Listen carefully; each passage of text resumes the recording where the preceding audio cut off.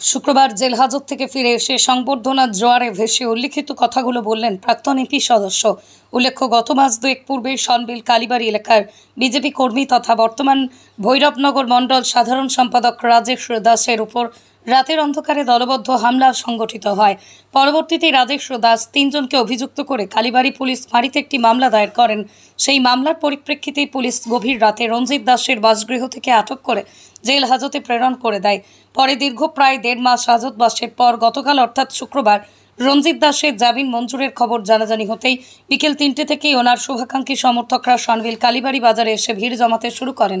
দীর্ঘ প্রতীক্ষার পর এদিন রাত প্রায় আনুমানিক 8:30 নাগাদ রঞ্জিত দাস এসে উপস্থিত হতেই ওনার অসংখ্য অনুরাগীরা মালা এবং উত্তরীয় পরিয়ে সংবর্ধনা জ্ঞাপন করেন।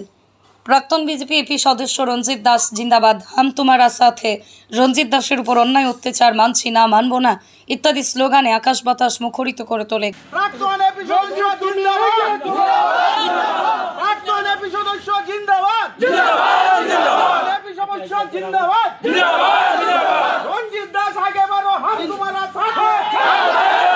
রঞ্জিত দাসের উপর অত্যাচার মানব না, মানব না, বিচার চাই, বিচার চাই, বিচার চাই, বিচার চাই।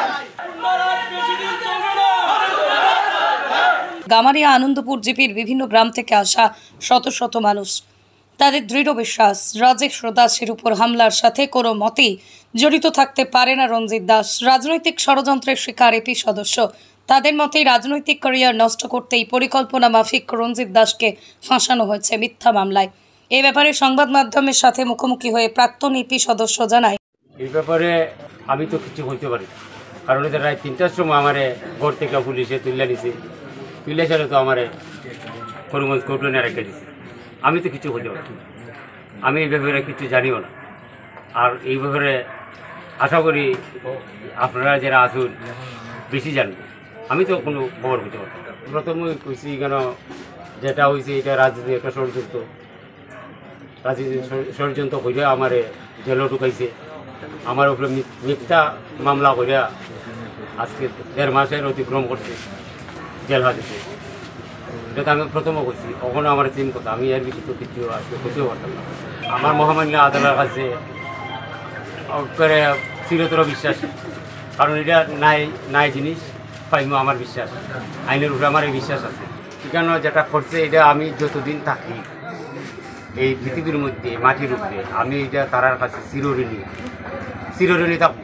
কারণ হচ্ছে তারাই যে দুঃখ পাইছে আমার হিতকাঙ্ক্ষী যারা আমার থেকে বেশি পেয়েছে। কারণ হচ্ছে আমি তো যেটা 1.5 মাস রয়েছি এটা তো আমি গৌরববন্দী হিসেবে রয়েছি, কিন্তু বাড়িতে আমার ভাই বন্ধু আমার আত্মীয় যারা যে কষ্টটা করছে এটা বাসা দিয়ে আমি বুঝাইতে পারতাম। কারণ হচ্ছে এরাই যে আজকে যেটা দেখাইছে যে আমি কোনোদিনও ঋণ শোধ করতে পারতাম। আমি তার কাছে চিরঋণী তখন যতদিন থাকি। আমার আদালতের উপরে বিশ্বাস আছে, 100% বিশ্বাস আছে, আমি নাই বিচার পাই। কারণ হচ্ছে বেশি কিছু হইতে পারে, কারণ আমিও আজকে কিছু বাইরে হয়েছি, নিজেরা তো বুঝি বেশি কিছু হইতে পারে না। আমার বিশ্বাস আছে আমার লাগি মহামান্য বিচারক যেটা করছে এটা কইমো একদিন আপনার কাছে, আমার লাগে বহুত কিছু করছে। আশা করি মহামান্য বিচারক বিচার আমি পাইব, আমার দৃঢ় বিশ্বাস।